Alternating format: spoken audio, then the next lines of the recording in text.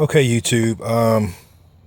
Today I'm going to be replacing my accelerator pedal sensor or pedal position sensor or whatever you want to do, whatever you want to call it. That's what we're going to be replacing today. This is an issue and a problem that a lot of Chevy cars have, along with the throttle body sensor going out. I really couldn't find too much information on the internet about it. All I know is that I had OnStar, I had AutoZone, and I had O'Reilly's all run diagnostic tests just to be sure, and also my dealership, and everything came back with the, I think it's like a P0121 code, which would indicate that this part is malfunctioning. It's not reading right. You might be having problems with the automatic start. The car won't automatic start, or when you hit the brakes, it kind of gives you an extra rev, and that's just because the computer in the car isn't registering the pedal position correctly, and it's thinking that you might want to still accelerate or whatnot.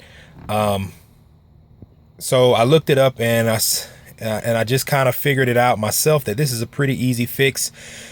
Instead of bringing it to the dealership or to a mechanic and having them charge you upwards of probably what I think they were going to charge me, like 250, almost 300 bucks just to replace this. I'm a pretty handy guy, and I figured I'd do it myself. I do most of the work to my truck myself. Again, this is a 2008 Chevy Avalanche, 5.3. A lot of stuff on the internet you find like the Impalas and maybe even a Silverado, but this is the first one that I've seen, or you're gonna see on a Chevy Avalanche. Other than this monologue, I'm pretty straight to the point. This is the part. This is actually the sensor right here. Some places will sell you just this sensor. I'm gonna warn you that you can replace just the sensor. It's a couple more extra screws, as you can see, but you can just replace the whole pedal, and it's going to be pretty much 2 bolts. 1, 2. That's all that holds that thing in place. And I'll be pausing it and picking up and jumping around, so just kind of bear with me a little bit. This is my first YouTube video, and I'm just trying to help you guys out, because I know that I know there's a need out there for this, because I couldn't find it. And once I called GM and a couple other mechanics, this is a reoccurring problem. Again, you can pick this piece up at any auto parts store. It's such a prominent problem with the cars that most auto parts stores carry these things in stock, ready to roll. So I bought this one for about I think I paid like right at $100 for it, like 105 plus the de-electrolyzing grease, just to kind of help the connection a little bit and to stop corrosion. It's only $1 extra. You could probably find this on the internet for probably about 70 or 80 bucks. Particularly me, I just like to buy my stuff from local dealers, as AutoZone, O'Reilly's, or wherever else, especially when the part has such an important role. So you guys can take that for what it is, and let's get started. Okay, so first things first, I'm going to just use this Task Force ratchet screwdriver. I'm probably going to just use this T30 star bit. This is for the Avalanche. If I can get it to come into focus here. So I'm going to be using this T30 right here, and I'm going to just use this. Also, you can use one of these, because this is what the Avalanche is called for, something with a star on it. Or if you have a ratchet set, you can use that also. I'm actually in the parking lot at my job, and I'm gonna just knock this out with this. So give me a second. Okay, so first things first, you want to move this out the way. This is, if you look under your dashboard, I'm guessing this just kind of keeps the wires from falling on your feet or something. I don't know exactly what it does, but it's a piece of plastic that kind of gets in your way, and it attaches right here. And basically all you do, you just squeeze it and pull it back, and that gives you direct access to the pedal apparatus and the sensor. And as you can see up top, there's a bolt up top there. I can't really get my hand in there, but up top here. And then there's a bolt right there holding it in place. And here's obviously your sensor. So basically you're going to just unbolt both of these, take the pedal out, mount the other pedal, grease your sensor, and put it back together, and it should work perfectly. All right, I'm gonna hit again. Just a side note, like I said, things of this importance, you might want to, not necessarily order it on the internet, because it might not fit or something like that, and you want to take it back immediately.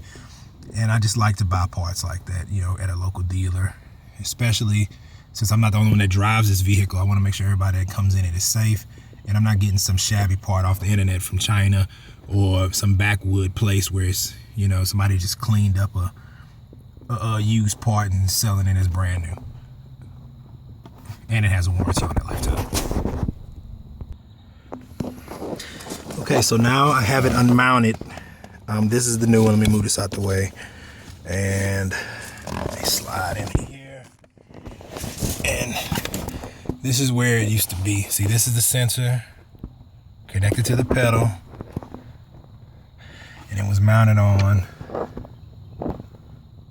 one and up top two. Two holes. One hole there and one hole there. All right, now once I get this sensor out, I'll plug it into the new one and we should be back in business. Okay, so here's my old one right here. And here's the new one. And what I'm gonna do is I'm gonna take this connector protector, as it says, and I'm gonna just lightly put a coat right there on the top of these little metal connectors right here. Just light, very light. And I'll show you what I mean by that in just a second. Okay, so I put my connector protector on there. I don't know if you can kind of see that. Just a little bit right there on each little prong, not too much. Now I'm gonna slide that in place, and what the connector protector does is protect it from corrosion, and it gives it a little bit better contact for a little while, but it mainly helps that connection to where it hopefully doesn't go out on you again for the life of your car, or as long as you have it. Don't know if it really works or not, but I figure if you're gonna replace something, like I always tell people, just do it right the first time, especially if you're gonna do it yourself. Buy the right parts, do all the steps, and get it right the first time, because if you get it wrong or if you mess up, it can cost you a lot more than the bargain that you probably bought that part for and that you thought that you were going to get on repairing it yourself. So I'll be plugging this in, mounting it back up, and that should be it. Okay, so now I have it mounted up, kind of, sort of.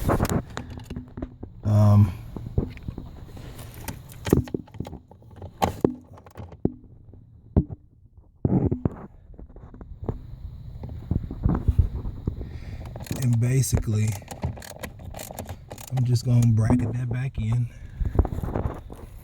just like that. See right here? See where I'm at? Right there. I'm gonna just bracket that back in.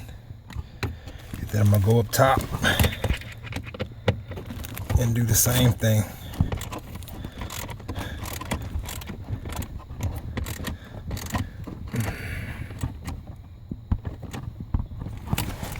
Come down, cinch it in real good.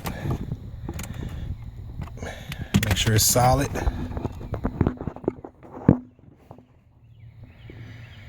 And that, my friends, is how you replace an acceleration pedal sensor for your 2008 Chevy Avalanche. Oh, and this part here. this little plastic part just kind of flips up. You see this other place right here? Just kind of slide this back or slide that back, whichever one you want to do first. And then it just pops into place. Oh, my light just went out. Dang it. But you get the gist of it. Again, I caution you to buy good parts when you're going to do these repairs. And the internet is a very good source for, or a very good start for information. Then you can kind of put the pieces of the puzzle together yourself. But that's my first YouTube cast. I hope it was helpful. I know it's probably gonna get rated harshly. I know a lot of you keyboard warriors just wait for guys to put bogus videos on YouTube, and you know, you try to shred it apart. You know, that's fine. I will be doing another video on how to clean a throttle body without necessarily having to reset the computer. And I know that's gonna be pretty handy for a lot of you guys, be it for Chevy Silverado, Impala, the Avalanche.